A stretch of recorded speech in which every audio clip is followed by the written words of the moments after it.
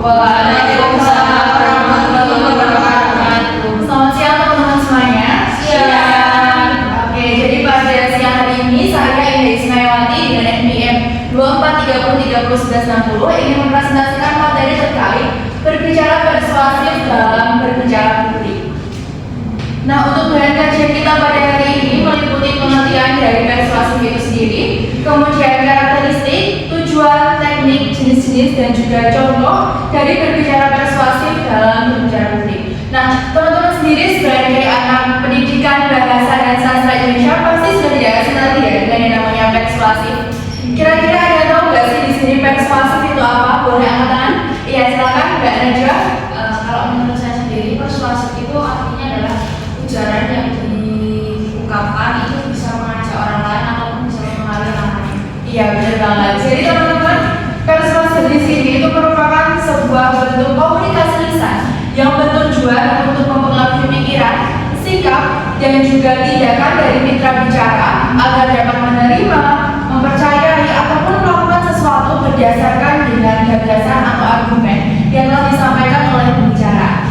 Nah, fokus utama dalam berbicara persuasif di sini yaitu bagaimana pembicara itu dapat mempengaruhi opini, sikap, dan juga perilaku mitra bicara seperti saat pidato politik, presentasi bisnis, kampanye sosial, dan juga negosiasi.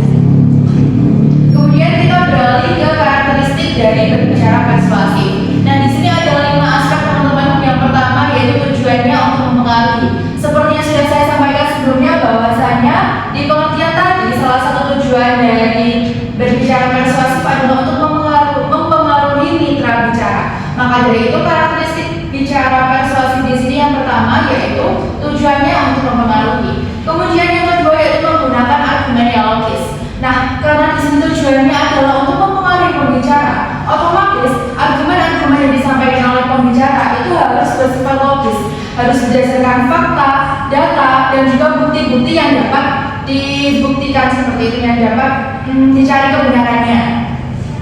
Kemudian yang ketiga yaitu mengandalkan pendekatan emosional. Nah, pendekatan emosional di sini yang saya maksud adalah pembicara itu dapat memahami kondisi emosi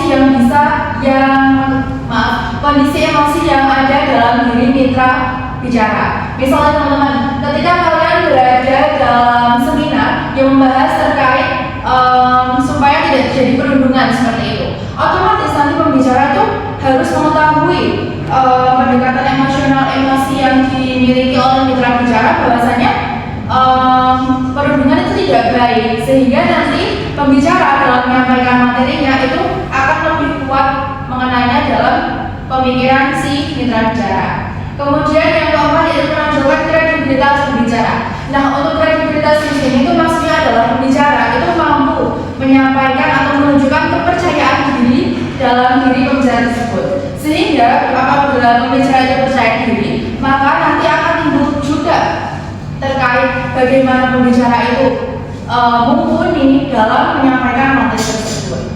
Kemudian yang terakhir yaitu mendorong mitra bicara untuk bertindak. Ini juga sesuai dengan apa yang sudah disampaikan sebelumnya dalam pengertian bahwasanya di berbicara persuasif ini itu digunakan untuk mendorong mitra bicara supaya dapat bertindak sesuai dengan apa yang disampaikan oleh pembicara tersebut.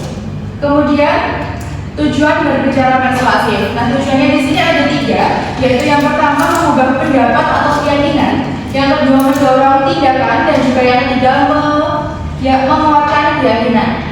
Nah, untuk yang pertama yaitu mengubah pendapat atau keyakinan.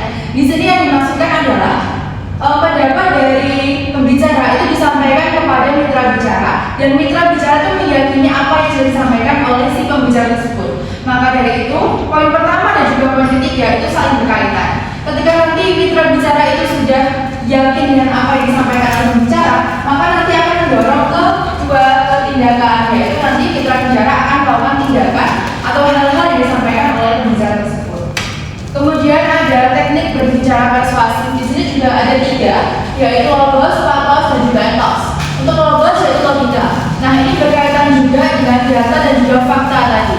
Karena ini berkaitan dengan mempengaruhi mitra bicara, otomatis hal-hal yang disampaikan oleh pembicara itu harus berdasarkan dengan fakta dan juga data yang dapat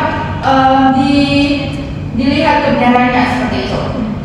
Kemudian yaitu patos atau emosi.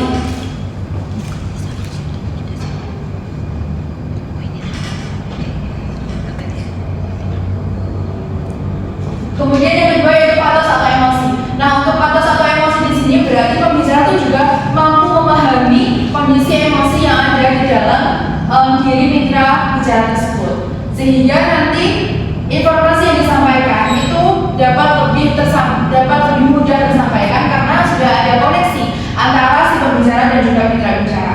Kemudian yang ketiga yaitu etos atau kredibilitas.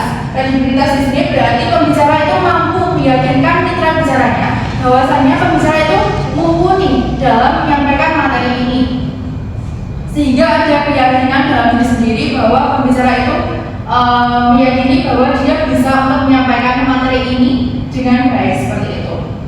Kemudian jenis-jenis berbicara persuasif juga ada 3. Yang pertama adalah persuasi kebijakan, kedua persuasi nilai, dan yang ketiga adalah persuasi tindakan. Untuk yang pertama, persuasi kebijakan di sini berarti pembicara berusaha untuk meyakinkan mitra bicara untuk menentang ataupun menyetujui kebijakan-kebijakan yang ada.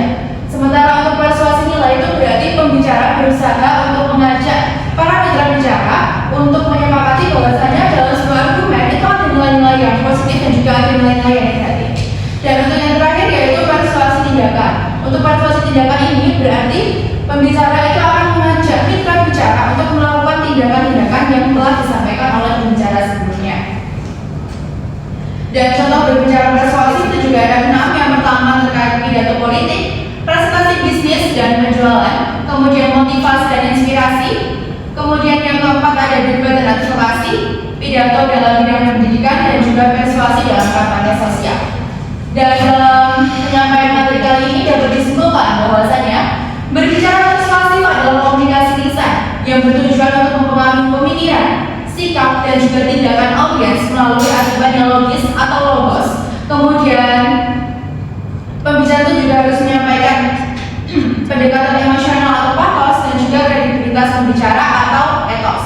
Nah, berbagai teknik ini digunakan untuk mencapai target seperti mengubah opini, mendorong tindakan, dan juga untuk menguatkan keyakinan dalam konteks seperti pidato politik, presentasi bisnis, dan juga kampanye sosial. Baik teman-teman, itu tadi adalah materi yang bisa saya sampaikan pada hari ini. Apabila masih ada kebingungan bisa ditanyakan. Baik, silakan. Sebelumnya perkenalkan, nama saya Fadil Safida Ramadhani dengan NPM 210301013. Izin bertanya, jadi apa yang terjadi jika seseorang pembicara memiliki logis yang kuat tetapi etosnya rendah? Baik, terima kasih atas pertanyaannya. Baik, berarti pertanyaannya tadi terkait dengan teknik berbicara persuasif ya. Nah, jika pembicara itu memiliki logos yang baik namun etosnya rendah, otomatis informasi yang disampaikan kepada mitra bicara itu bisa diterima oleh mitra bicara. Namun mitra bicara itu agak ragu untuk melakukan apa yang disampaikan oleh mitra bicara. Informasi yang disampaikan oleh pembicara.